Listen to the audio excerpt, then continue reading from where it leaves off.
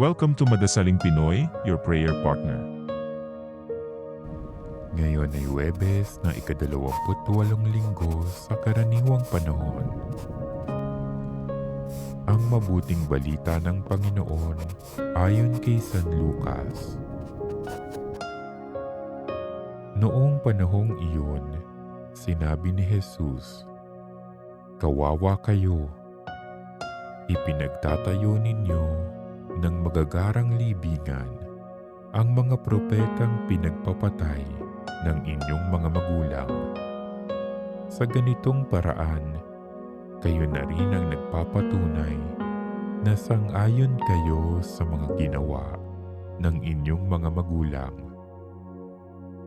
Sapagkat sila ang pumatay sa mga propeta at kayo naman ang nagtatayo ng libingang puntod ng mga yaon.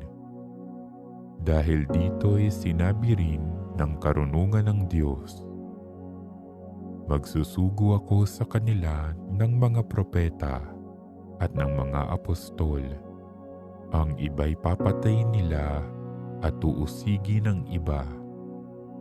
Sa gayoy, lalagpak sa lahing ito ang parusa dahil sa pagpatay sa mga propeta, buhat ng itatag ang sanlibutan, magmula kay Abel hanggang kay Zacarias na pinatay sa pagitan ng dambanang sunugan ng mga handog at ng gusali ng templo.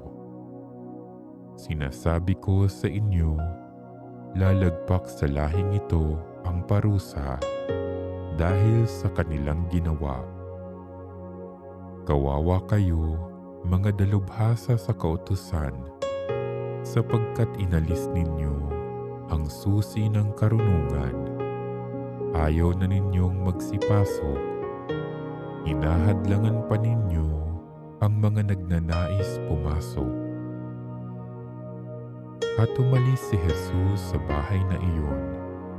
Mula noon, tinuligsa na siya ng mga eskriba at ng mga pariseyo at pinagtatatanong tungkol sa maraming bagay upang masilo siya sa kanyang pananalita. Ang mabuting balita ng Panginoon.